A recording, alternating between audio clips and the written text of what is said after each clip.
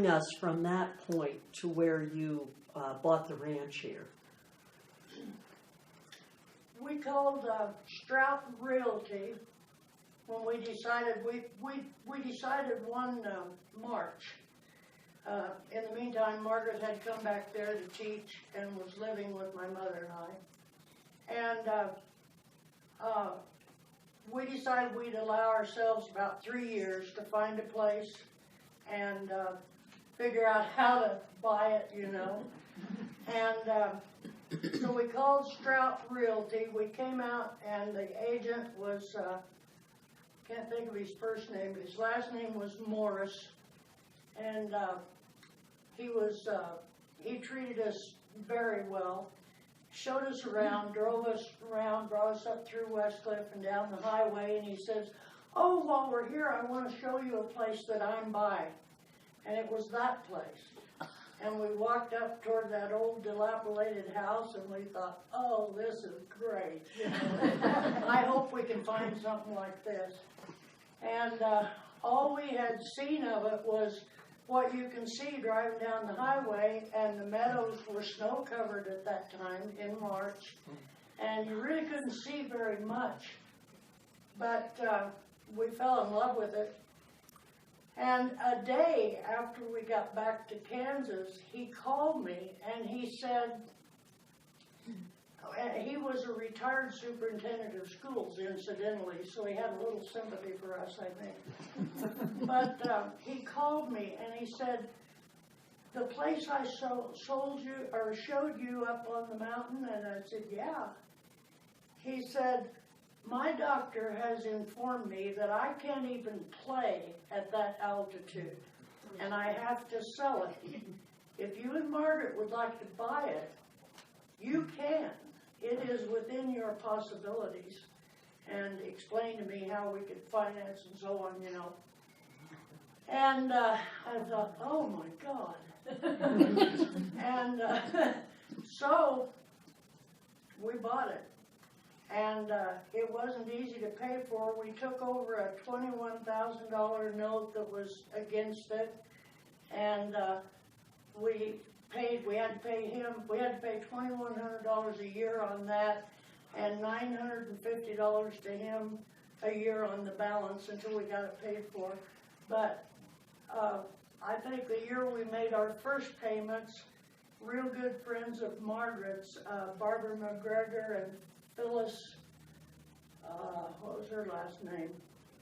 Can't think of it at the moment, but they chipped in and helped us make that $2,100, I know. And, you know, we had help. We didn't do it entirely alone.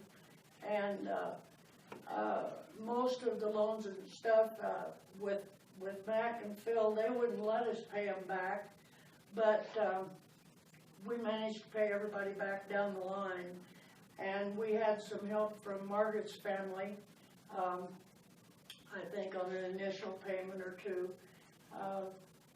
But anyway, we got it that fast. What year was that again? I don't remember. Pardon? What year was that, Clara? 1965, the spring of 65. And pretty quickly we found ourselves on the way out here. You remember the flood of 65? Yeah. Oh, yeah. We spent 2 nights in a barn in Lyman with Sand Creek rising on one side of us, and we've been routed from Syracuse, Kansas to Lyman to go around the flood. Yeah. Well, we got stuck in it in Lyman. And we had a 42-foot semi full of horses, and our car full of stuff, and our pickup full of stuff, and 2 dogs, St. Bernard and a Weinerhahner. And here we were stuck in Lyman. And the motel that we pulled into, the people said, "We just went out of the Appaloosa business, and we have corrals and barn and stalls for your mares and colts, and you're welcome to stay in it."